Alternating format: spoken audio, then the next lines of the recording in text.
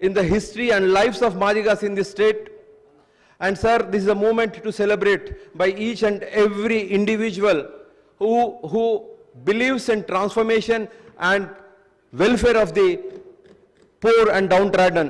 Unfortunately, this message has not gone well with the opposition, the principal opposition, BRS and TRS. I personally,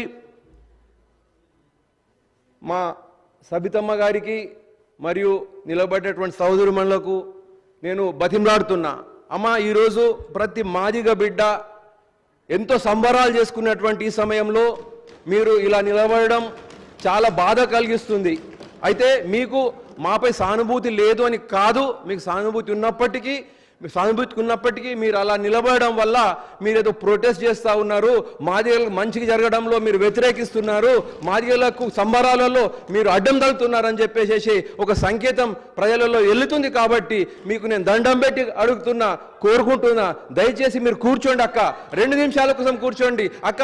నేను ఒక విషయం చెప్తాను, మీరు 5 సంవత్సరాల వరకు 5 సంవత్సరాలు ఒక్క మహిళా ముఖ్యమంత్రి, ఒక్క మహిళా మంత్రిని క్యాబినెట్లో తీసుకున్నటువంటి ఆ పార్టీ వాళ్ళు చెప్పిన దానికి మీరు ఈరోజు మహిళా సాధికార గురించి, మహిళా హక్కుల గురించి మాట్లాడుతున్నారు అంటే అది సిగ్గుచేటు, అది ఏదో వాళ్ళు డ్రామా ఆడుతున్నారు. That is the hypocrisy. దయచేసి మీరు దాన్ని పట్టించుకోకండి. మీరు ఎంతన్నా కూడా మా వాళ్ళు, దయచేసి మీరు ఈ విషయంలో నా యొక్క అభ్యర్థనను గౌరవించండి. దయచేసి అభ్యర్థన గౌరవించి ఈ పండుగ వాతావరణంలో మీరు కనీసం పండుగ వాతావరణంలో వాళ్ళు చేసినటువంటి, అమ్మ ఒక్క విషయం చెప్తా ఉన్నా, వాళ్ళు ఎవరు లేరు ఈ విషయము. నేను ఈ విషయం చెప్పొద్దు అని చెప్పేసి అనుకుంటా ఉంటుంటే, ఇప్పుడు ఈ విషయం చూడగానే ఈరోజు ముఖ్యమంత్రి గారు కానీ మనమందరం కానీ ప్రతిపక్ష నాయకుడు వస్తలేడు అంటున్నారు.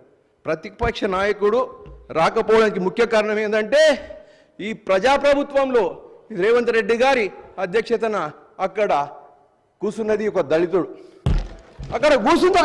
కాబట్టి దొరగా కూర్చోవడానికి ఇష్టపడతలేడు. దొరకీడ కూర్చోవాలంటే ఆయనకు అవమానం కలుగుతుందని చెప్పేసి ఈరోజు ఆ దొర వస్తలేడు. ఈరోజు ఒక మాదిగోని బతుకు మంచిగా ఏంటంటే, మీరు ప్రతిపక్షంలో ఉన్నటువంటి ఓర్వలేక బయటకు వెళ్ళిపోయినరు. ఈ విషయమైనా మీరు అర్థం చేసుకోండి. ఒక మాదిగా బిడ్డ సభాధ్యక్షుడు అయినందువల్ల ఈరోజు ఆ దొర ఈరోజు రాలేకపోతున్నాడు, అవమానం చేస్తున్నాడు.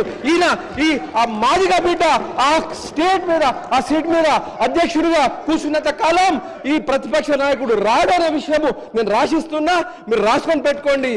కేసీఆర్ గారు మన ప్రతిపక్ష నాయకుడుగా రాడు.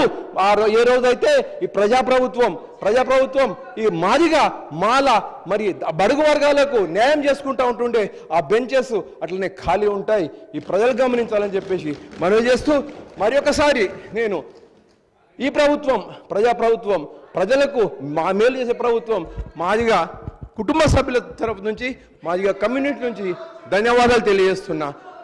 ధన్యవాదాలు అధ్యక్ష. గౌరవ శాసనసభ్యులు కాళే యాదయ్య గారు.